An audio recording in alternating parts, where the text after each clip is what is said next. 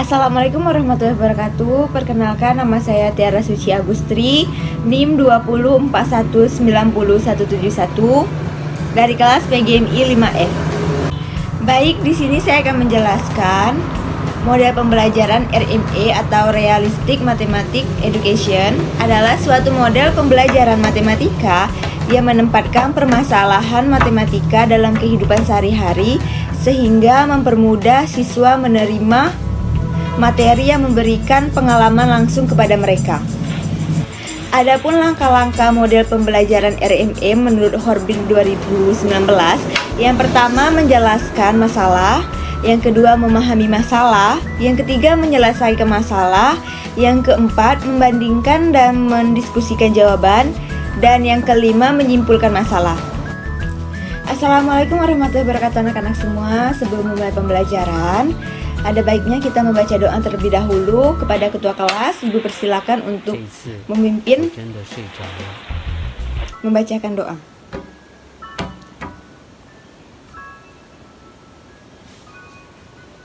Amin.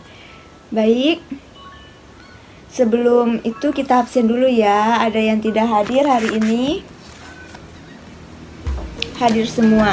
Oke, sebelum memulai pembelajaran, ada yang tahu pembelajaran kita hari ini membahas apa? Bilangan. Iya, betul.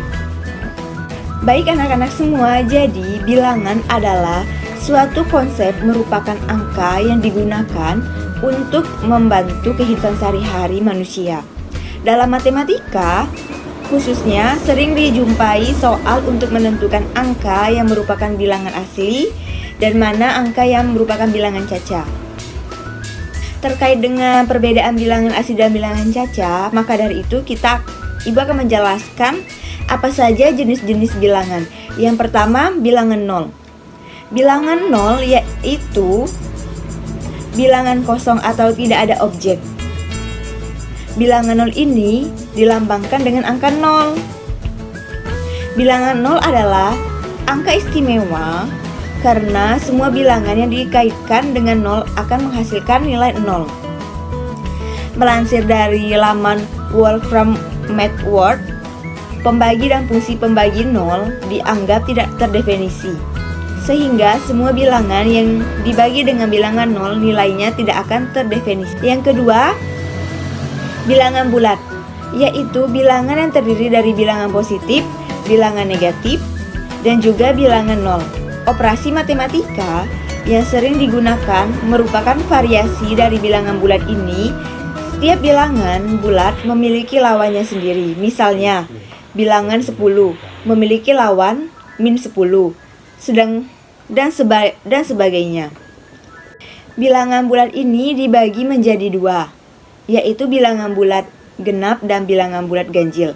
Bilangan bulat genap adalah bilangan yang bisa dibagi dua. Contoh bilangan bulat genap yaitu min 10, min 8, min 6, min 4, min 2, 0, 2, 4, 6, 8, 10. Sedangkan bilangan bulat ganjil adalah bilangan yang tidak dibagi dua, atau saat dibagi dua akan tersisa. Contohnya min 9, min 7, min 5, min 3, min 1, positif 1, positif 3, positif 5, positif 7, dan 9. Selanjutnya bilangan asli. Bilangan asli adalah bilangan bulat positif dari 1 hingga tak terhingga. Bilangan asli ini juga sering disebut dengan bilangan bulat positif.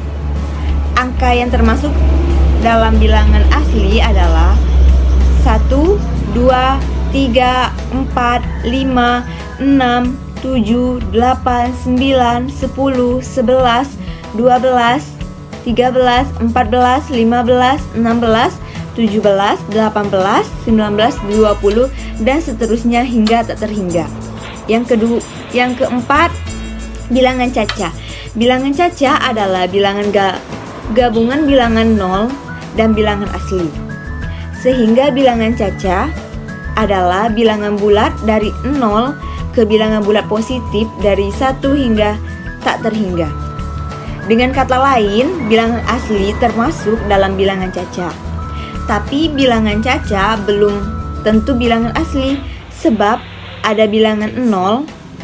Angka yang termasuk bilangan caca adalah 0, 1, 2, 3, 4, 5, 6, 7, 8, 9, 10, 11, 12, 13, 14, 15, 16, 17, 18, 19, 20, dan seterusnya.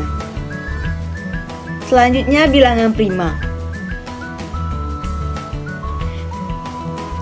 Bilangan prima, menurut Sari Puspita dalam jurnalnya yang berjudul Metode Solovay untuk pengujian bilangan prima pada tahun 2015 menyebutkan bahwa bilangan prima adalah bilangan bulat positif yang lebih besar dari 1 dan hanya habis dibagi 1 dan dirinya sendiri.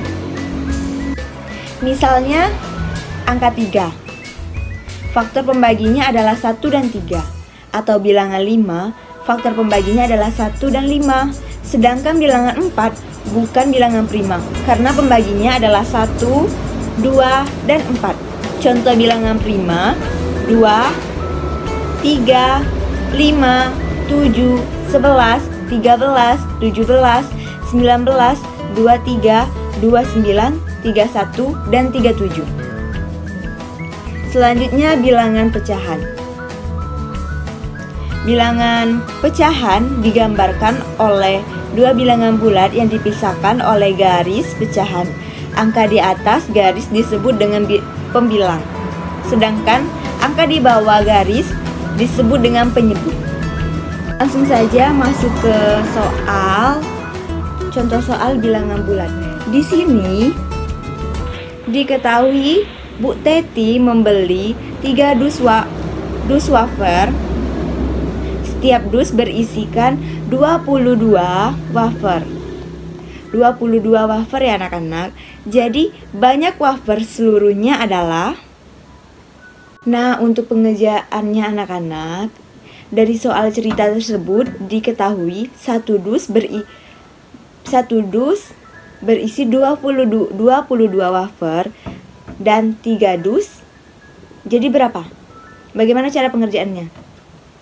Ya, 3 dikalikan dengan 22 wafer sama dengan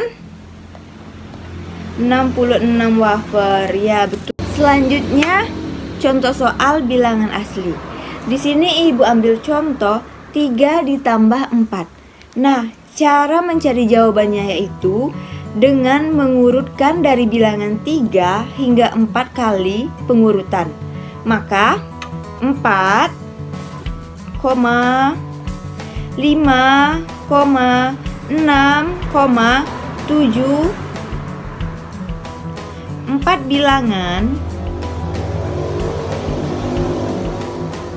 Setelah bilangan 3, hasilnya dapat dilihat dari urutan bilangan yang terakhir, yaitu 7. Maka 3 ditambah 4 sama dengan 7. Selanjutnya contoh soal bilangan caca. Di sini Ibu ambil nilai dari 14 dibagi 2 dikali 4 dan ditambah 6 dibagi 3 adalah. Nah, cara penyelesaiannya itu anak-anak, pertama kita masukkan nilainya ke dalam kurung dulu ya.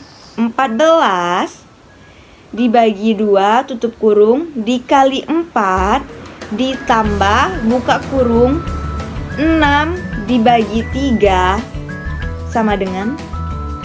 Yang pertama kita selesaikan yaitu pada bagian 14 dibagi 2. 14 dibagi 2 sama dengan 7. 14 dibagi 2 sama dengan 7 dikalikan 4 ditambah 6 dibagi 2 berapa? 2.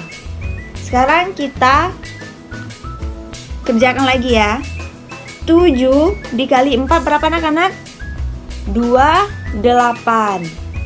28 ditambah 2. 28 ditambah 2 sama dengan 30. Jadi hasilnya 30 ya anak-anak. Oke, selanjutnya contoh soal bilangan prima. Di sini Ibu ambil contoh yaitu carilah faktor prima dari angka 16. Yang pertama yang harus kita cari itu yaitu bisa dibagi dengan berapa angka nilai tersebut. Di sini 16. 16 dibagi dengan bilangan prima yang terkecil. Berapa? 2. 16 dibagi 2 sama dengan 8. Berarti hasilnya 8 ya. Selanjutnya 8. 8 dibagikan dengan bilangan prima terkecil yang bisa membagi 8 berapa? 28 dibagikan 2 sama dengan 4. Nah, selanjutnya bagi 4 dengan bilangan prima yang terkecil yang bisa membagi 4 itu adalah bilangan 2 lagi ya, berarti 4 dibagi 2 sama dengan 2. Jadi 2 adalah bilangan prima. Kita berhenti pada bagian 2 di sini karena faktor primanya adalah bilangan-bilangan yang digunakan untuk membagi dalam langkah-langkah yang kita lakukan tadi ya anak-anak.